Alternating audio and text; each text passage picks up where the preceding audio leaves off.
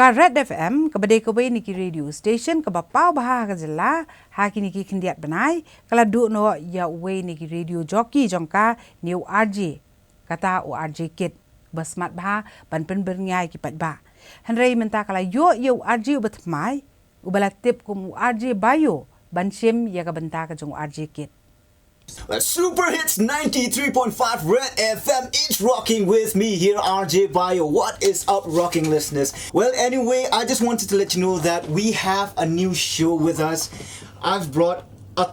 ton of new things for you guys, alright? And one of them being a show called Rehearsal Pad Diaries, alright? What is Rehearsal Pad Diaries, aka RPD? It is a show on our digital handles like our YouTube channel where you can check out all of our different stuffs over there. Well, what we do is we from Red FM, we go to different bands and artists all over Shillong and Meghalaya itself and go to their practice sessions where they play live music and also have a little bit of a chit chat with them. Alright, well, stay tuned for some more. I will be back again right after these songs, especially this one. You are gonna rock with this one, right? Here is a song by Firehouse called Christmas With You, only on Super Hits 93.5 Red FM. It's rocking. Welcome to Red FM. RJ kit udah basmat bahaban pen berngai kinong ngap radio but udah uba baro ki juso tenan Henry ka Red FM kalamat ki juso sik thang haba uniu RJ la klat no ha unai la jong snem arhajar rafuwe ka Red FM kam sim la du man sim Henry kala nang ya sakmat bat khat du e kala yo we samla yo bala tip kerteng kum u bayo I jengai seliang ni u RJ bayo ubala mi gujuli ha jaka jong RJ kit uni u RJ bayo sen un sedang ye ke program ke jong u ha ka Rehearsal Pad Diaries ha ka ba un let jingo ye ki kin hun tem ki ba pau ban ye kren ni kana ban sengap e kom tem bat kar kom ruai ter om tang ha ka tem ka put ndre u RJ bayo un pen sapriang ru ha ka be dei bat ka shat ka tiu bat ki jingbam ki balai pujat ki bala ban yo na kanong ba Shillong uni usam lau la pen pau ba udap la kejing men ban trei baka Red FM kham tam haba udan dia kejing long ban pen bernya ban pen sok tenak dikibri bat uker men scam ba un la ban sei la ka sak phong ka bala ai de utra nong bu nong thau When you talk if he ngakam dan jingmut re shisha, I never thought in my life ha jing im jonga bangan poi long kum to RJ jongka radio station. Andre kidai kita kisap hi ba ublai wala ai na kaman chua hiru I love being an entertainer